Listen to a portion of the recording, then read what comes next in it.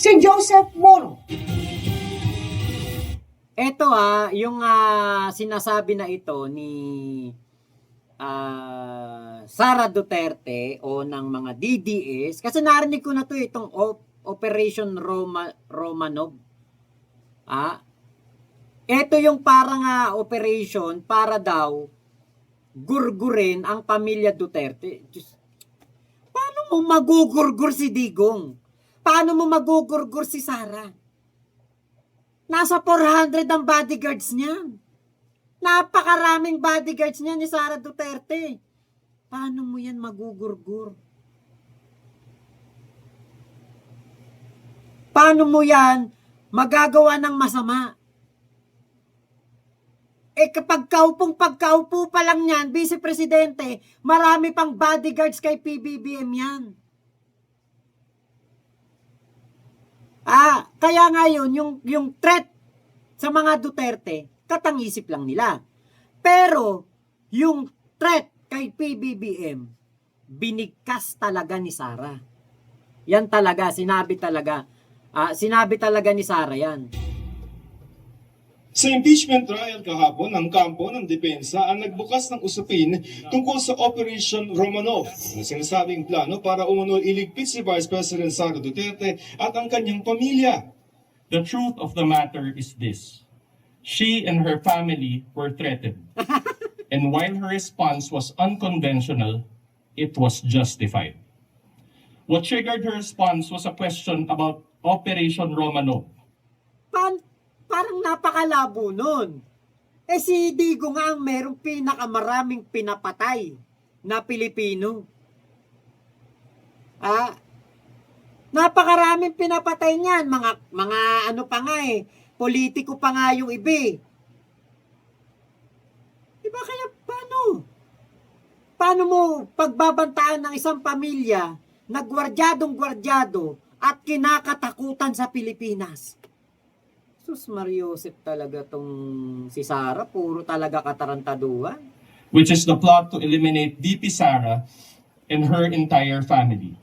At tinutukoy ng depensa ang tanong na ito ng isang vlogger sa online press conference sa Vice Presidente noong November 2024 na nag-imit siya raw ng mga binitawan niyang banta laban kay Pangulong Marcos, First Lady Lisa Marcos at dating Speaker Martin Romualdez. Baka po mamaya kasi totoo yung mga naririnig namin or yung, I don't know if it's true, na meron daw silang Operation Romanovs and baka bala kayong ubusin ang inyong pamilya dahil hadlang kayo sa kanilang mga balak in the future. So mag-iingat po kayo. Yes. Eto na nga yun. Yung sinasabing simula ng pagbabanta ni Sara. Dahil binanggit nitong nagtanong yung tungkol sa Operation Romanov.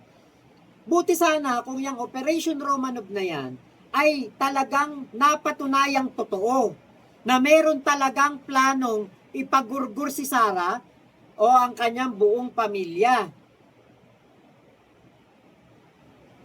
Katangisip lang nila yun Walang katotohanan. Sinong tao ang bobo na magbabanta at mag-iisip na gurgurin ang isa sa pinakakinakatakutan, pinakagwardyadong pamilya sa Pilipinas? Sino? Sino ang magbabanta diyan? Sino ang gagawa ng masama diyan sa ganyang pamilya? Di ba nga nabanggit nga doon sa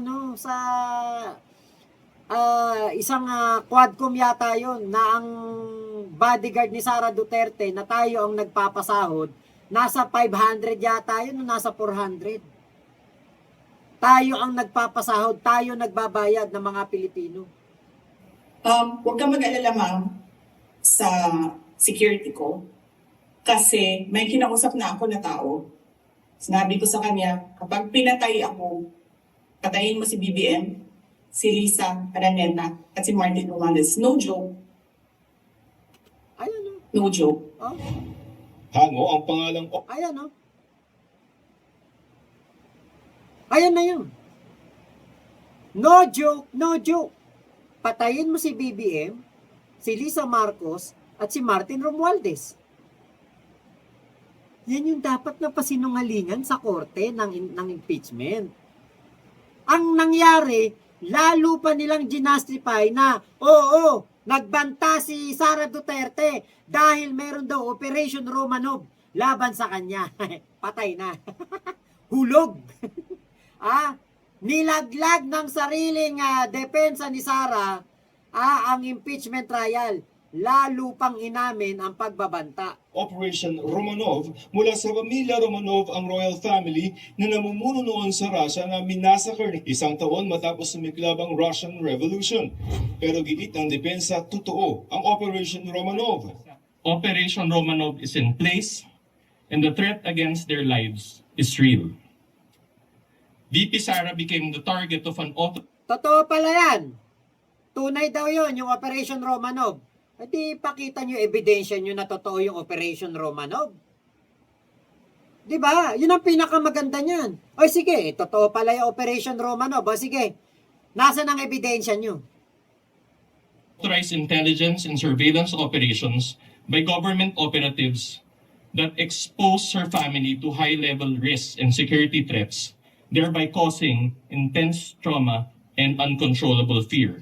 Her homes in Davao and Manila were profiled, and this is proven by classified casing reports. Her trusted security personnel were removed. Her schedule of official functions, like the one in Naga, was leaked by intelligence agents, and her security was heavily compromised. Sabi ng depensa, hindi umano ito pinansin ng National Bureau of Investigation o NBI. The NBI gaslighted it. Pero ayon kay NBI Special Agent John Mark Calilong, sinubukan ng NBI na imbestigahan ang banta sa Vice Presidente at hindi lamang ang sa Pangulo. Did you investigate the threat against the Vice President? We tried, Your Honor. How did you try? It is included in our letter to the Vice President, Your Honor. That's why we're inviting her to proceed to our office to investigate the threats to her life, Your Honor. Ayon sa prosekusyon, walang pruweba ang depensa Tapos hindi naman nagpunta si Sara. Bakit? Kasi nga, invento lang yung Operation Romanov niya. Katang-isip niya lang yun. Wala naman talagang ganun. na totoo ang Operation Romanov. Narinig lang ho natin to doon sa isang naging statement ng Defense Council. So maliwanag, wala akong kahit na anong ebidensya na nalalapag dito sa paglilitis na to na mapatunayan to in any way. So it just remains an allegation. No? And at the end of the day, it seems that by raising this matter, it seems that they're making the point that they're trying to justify the threats by raising this. No? Pero Yun. katanungan ho dyan na dapat din pag-isipan ng ating mga kababayan, tama ba na kung merong pakiramdam na dahil dito sa mga ganitong klaseng allegations, ay pwede nang pagbantaan ang buhay ng ibang tao, pwede nang pagbantaan ang buhay ng presidente. So, Lisensya na ba yun? Na porke, sabi lang ng vlog, ay meron daw Operation Romanov sa inyo. Putang ina. Meron na akong kinausap. Patayin na yan. Pag pinatay ako. Dapat ba ganon? Lisensya na kagad? Bakit hindi niya pinaimbestigahan kung totoong may threat? Bakit hindi pinaimbestigahan ni Sara Duterte? Kasi nga, walang threat. Wala talagang threat kay Sara. Sino ba namang tao? Uulitin ko, sinong tao ang magbabanta ng masama sa isang pamilya na bukod sa gwardyado na, kinakatakutan pa ng buong Pilipinas? yan ay mga katanungan na dapat harapin at sagutin dito ho sa paglilitis na to. Sabi ni Palace Press Officer Undersecretary Claire Castro, ang banta sa Vice Presidente ay hindi sapat na dahilan para ituring na tama ang pagbabantang ginawa niya sa Pangulo. Gina-justify niya ang sinasabing Oplan Romanov, kaya siya nagbanta sa Pangulo? Hindi natin maiwawaksi ang pagiging vice-presidente niya at sa pagiging nanay niya. Ang pagbabanta ay pagbabanta. Sino ka man, nagbanta ka sa buhay ng Pangulo, kahit ikaw ay isang nanay, ikaw ay isang vice-presidente, walang pagkakaiba yon. Nagbanta ka pa rin sa buhay ng Pangulo. Yun. Sinusubukan pa namin kunin ang panig ni Duterte. Pero dati na niyang hinamon noon ng National Security Council na imbestigahan ng mga umunoy banta rin sa kanyang buhay na dapat daw talakayin sa pulong ng NSC o National Security Council. Nagsabi ang NSC na national security concern ang threat sa president, pero apparently they really do not consider the threat to the vice president as anything of a concern. What kind of country is this? Hindi ba kaparte ng gobyerno ang vice president? Hindi ba ako binoto ng mga tao?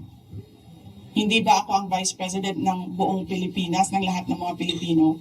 Pag-threat sa'yo, baliwala. Pag-threat sa kanila, national security. Oh, ba't hindi mo pinaimbestigahan? Ba't hindi ka pumunta ng NBI para paimbestigahan mo itong threat sa'yo? Saan ka? Sa paglilitis, tinanong ni Senator Judge Risa Ontiveros sa mga abogado ni Duterte, ito ba ang depensa ng bise sa kasong grave threats at inciting to sedition laban sa kanya? Position po ba ng depensa na pwedeng palampasin ng alleged grave threats kung may masasabing lehitimong dahilan para magbanta? Your Honor, that is not the point. No. Mr. Presiding Officer, I am making a point through my question and I am asking the good counsel for the defense dahil sinabi nila there was a systematic oppression that yes, yan po ang nag-prompt nung alleged grave threats and alleged incitements ng Vice President. We would like to remind Senator Judges to be... Diba? Eto, dito sa issue na ito, sa halip na mapasinungalingan ang mga pagbabanta ni Sara, lalo pang nadiin.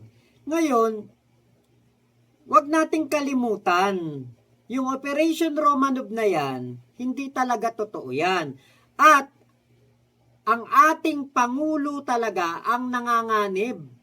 Dahil nga po, dahil sa statement ni Ramil Madriaga na etong si Digong, plano na pong agawin kay Sara Duterte ang presidency sa 2025.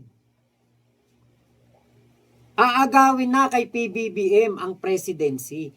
Dahil nga po, ako hula ko dito si Digong natetreten na sa ICC. Iniisip niya siguro pagdating ng 2025, andyan na ang ICC, huhulihin na siya. Hindi niya na-preempt na wala pang 2025 yung election, huhulihin na siya. Dadagitin na siya ng Interpol at dadalhin na siya doon sa ICC. Hindi niya naisip yun. Na ganun kaaga. Hindi pa sila nagiinit o hindi pa talaga tumitindi ang pangaagaw nila sa pwesto ni BBM, kinuha na si Digong. Kaya nga nadiskaril lang kanilang plano na agawin kay PBBM ang presidency.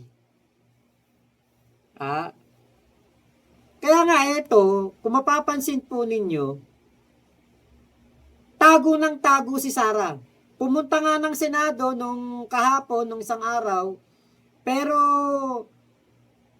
nagsalita lang ng isang nakaw na na clip doon sa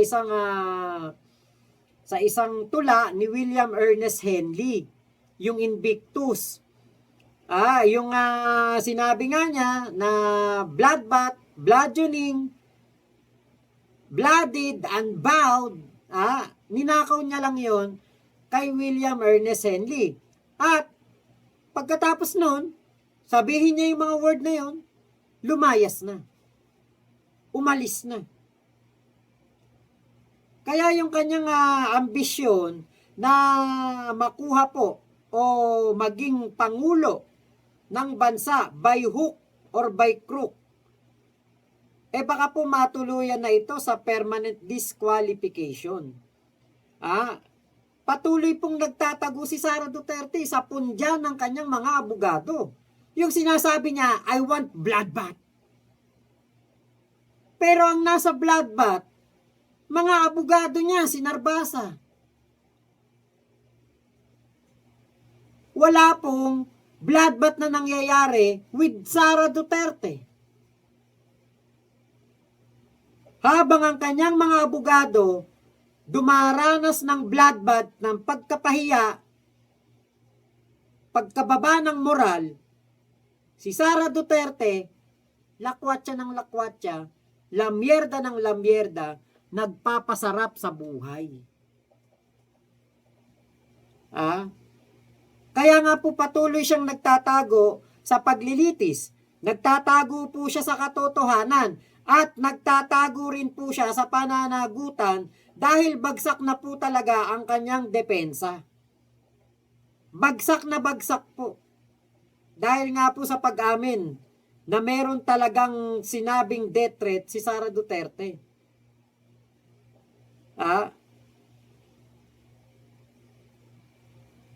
Wala pong katotohanan yung batas na makapagtatanggol sa mga maling gawa niya. Ang matinding banta niya sa gobyerno, ang gobyerno na gustong-gusto niyang pamunuan ay nagpapakita po ng malaki ang mapapakinabang niya kung mawawala ang mga pinuno. Makuha lang ang pangarap niyang maging pangulo by hook or by crook. Umiiral po ang malinaw na pattern ng pagtakas at pag-iwas sa pananagutan mula po sa pangunahing akusado at ang kanyang mga abogado na nagpapatunay ng kawalan ng integridad at takot na harapin ng taong bayan. Hindi po pagpasok sa session hall. Yan ang kanyang ginagawa. Pumunta siya ng Senado pero hindi po siya pumunta doon sa impeachment trial. Pumunta siya sa gusali ng Senado para lamang magpa-photo op sa kanyang mga tagapagtanggol na isasalang niya sa bloodbath.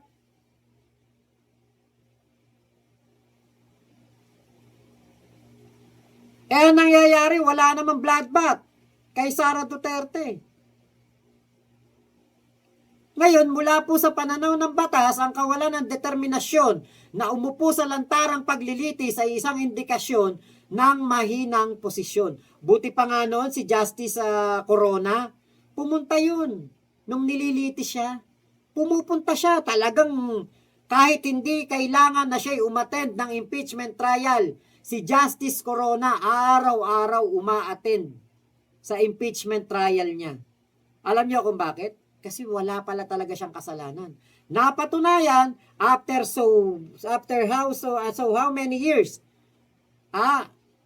na nangyari yung impeachment ni Justice Corona, napatunayan po na lahat ng ibinibintang sa kanya ay hindi po totoo. Ngayon, yung pong ang isang inosenteng opisyal po ay hindi po nagtatago sa sarili niyang opisina. Humaharap ito sa ilalim ng sumpa upang linisin ang kanyang pangalan. Ang kanyang pag-iwas ay isang tahasang pagpapakita ng kaduwagan sa harap po ng soberanyang kapangyarihan ng taong bayan. Habang tumatakbo po ang trial, palihim po na naghain ang kanyang mga kaalyadong abogado sa pamumuno nitong si attorney sa Israelito Torion ng isang 16-page urgent motion sa Supreme Court upang ipatigil ang buong impeachment. Bakit? Bakit ipapatigil ang impeachment? Gusto nga ni Sara ng bloodbath. Bakit nyo ipapatigil? Bakit nyo ipapahinto? Ayaw nyo bang makuha ni Sara Duterte ang satisfaction ng bloodbath? Diba? Ito po yung balita dyan. Paglilitis ng Senate Impeachment Court kay VP Sara. Live mula sa Senado, namumun sa balita si News 5 Justice Correspondent Camille Samonte. Camille, sino mga petitioner at anong nilalaman ng kanilang petisyon? Jiggy, kinwestiyon ni na Atty. Israelito Torion at 8 iba pang abogadong kaalyado ng mga Duterte ang kapangyarihan ni Senator Cheese Escudero na mamuno sa impeachment trial ni VP Sara Duterte sa kanilang 16 na pahinang very urgent manifestation with motion. Hiniling nila sa Korte Suprema na maglabas ng temporary restraining order o status quo ante-order laban sa impeachment trial ng bise. Iginiit nila na ang pagpili kay Escudero bilang presiding officer ay maaaring magdulot ng pagdududa sa validity ng buong proseso ng paglilitis. Wala raw bisa ang pagbabago sa rules of procedure ng impeachment trial na pinagtibay sa sesyon sa Senado noong June 3. 12 senador ang dumalo sa sesyon na yon, kaya kine-question din ang quorum nito. Ayon sa mga petitioner, tanging ang Senate President lamang ang maaaring mamuno sa impeachment trial. Matatandaan na nitong session... Totoo yun. Tangi pong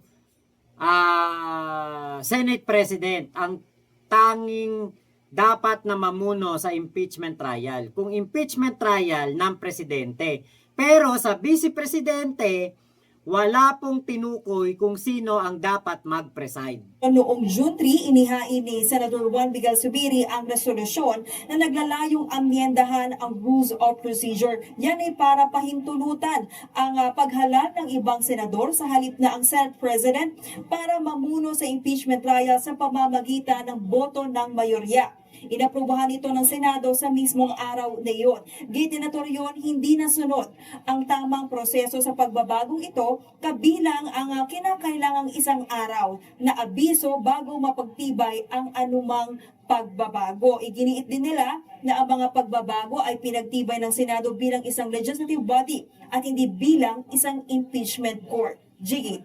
At Camille, may pahayag na ba ang defense team ni VP Sara tungkol sa petisyong ito? Jiggy, nilinaw ni Attorney Michael Powa na walang kinalaman ang defense team ni VP Sara dito sa kanilang petisyon ni na Attorney... Maniwala naman kami sa inyo, wala kayong kinalaman dyan, Diyos ko. Torion, hindi raw ito alam ni VP Sara at gusto na lamang nila na mag-focus sa impeachment trial. Pakinggan natin ang pahayag ni Attorney Powa.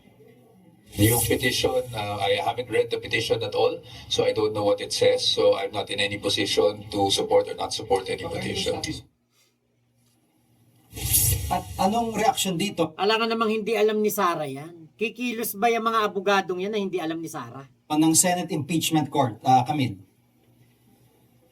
Jiggy, ayon kay Attorney Reginald Tunggol, spokesperson ng Senate Impeachment Court, karapatan ng sino man na gawin yung anumang legal remedies. Maaaring pagbotohan daw ng Senator Judges sakali man na maglabas ng temporary restraining order at o status quo ante-order ang Korte Suprema. Hindi lang daw kasi pwedeng isa lang yung magdesisyon kung susundin o hindi ang Korte Suprema dahil collegial body ang Senado. Pero sa ngayon, magpapatuloy pa rin daw ang impeachment trial hanggat walang inilalabas ang Korte Suprema. Narito ang kanyang pahayag. Pwede po nilang i-exhaust yung kanilang mga legal remedies and yun po yung nakita natin. But since meron na pong kaso po sa Supreme Court yun, we will respect the sub judice rule at hindi na po magko-comment yung impeachment court regarding that matter. At sa panig ng prosekusyon, ano naman yung sinasabi nila, Camille? Jiggy, ayon kay House Deputy Speaker at Prosecution Spokesperson Paulo Ortega, tila naging specialty na ng grupo ni Torion itong paghahain ng petisyon sa Korte Suprema. Wala naman daw pumipigil sa kanila na gawin ito, pero na-resolve na raw ang issue ng presiding officer noong unang araw pa lang ng impeachment trial. Pakinggan natin ang kanilang pahayag. Yung kasi ang bread and butter nila, mag-file ng TRO. Yun. So, sa tingin ko, specialty of the house na nila yun. So, of course, wala naman po pumipigil sa kanila na gawin yung mga ganyang bagay kasi yung nga pong, kumbaga, kahit nakapikit na po sila, expertise na po nila yan. Jiggy, sa ngayon, wala pang inalalabas na resolusyon ang Korte Suprema tungkol sa petisyong ito. Pero karaniwan na mangyayari dyan ay maaaring mag-utos ang Korte Suprema na magkomento ang mga respondent sa petisyon at saka lamang sila maglalabas ng desisyon kung pagbibigyan nila itong hiling na TRO laban nga sa impeachment trial ng Vice. Yan munang latest. Balik sa'yo, Jiggy. Yan ang Ayan. Pero yan, ako taktika na po talaga yan. 'Di ba? Kasi yung sinasabi nitong si Sara Duterte na gusto niya ng bloodbath, hindi naman po talaga totoo at wala pong katotohanan doon sa bloodbath. Narinig niya lang 'yon sa tatay niya. Kasi sinabi yan ni Kitty sa isang interview doon po sa ICC sa Dahig, sa labas doon sa Duterte Street. Sinabi na yan ni Kitty. Kabisado pa nga ni Kitty itong Invictus eh. Tapos, siguro, yan ang naging reference nitong si Sara. Kaya inulit niya ulit yung parte ng Invictus. Yung merong salita nga po na bloodbath, bludgeoning, atong bloodied, saka unbowed. Pero wala po talagang katotohanan yung kagustuhan talaga ni Sara ng bloodbath. Kasi nga po, ang nasa harapan ng gera ay ang kanyang mga abogado, hindi po siya mismo. 'Di ba? Kaya wala po eh. Wala po siya talagang wala po siyang maisasagot talaga sa impeachment na ito dahil nga po hindi po nila estratehiya o hindi po nila planong kontrahen ang death threat, bagkus pinatotohanan ito. Eto, sabi ni Jerry Nunyal, simple lang naman yan, siya mismo pumunta doon at siya sumagot. Kung para sa taong bayan siya, now it's her time to show at prove to the Filipino people. Yun nga po. Ang problema, parang wala nga po eh. Bernie Abendaño, ayan, hello po. Dapat talaga si Sara Duterte ang sumagot diyan. 'Di ba? Kasi siya ang gumawa niyang kasalanan na 'yan eh. Siya ang nagsalita ng hindi maganda na 'yan eh sa sa ating pangulo. Siya ang dapat na sumagot diyan. Ayan. Ate Virgie, salamat ha. Thank you po sa inyong diyan. Inyong pagpunta diyan dito sa ating live. Yun. So, salamat po ha. Ingat po kayong lahat. Nasan mang panig kayo ng mundo. Mama Chup Chup, love you. God bless us all, Pilipinas. God first. Salamat po. Thank you. Kung umabot ka hanggang dito at nanonood ka pa rin, maraming salamat. I-like mo na rin tong aking video kung nagustuhan mo at mag-comment ka na dyan sa baba kung ano ang mga nagustuhan mong punto dito sa aking vlog. Salamat ha. Ingat ka palagi. Mama Chup Chup, love you. God bless us all, Pilipinas. God first.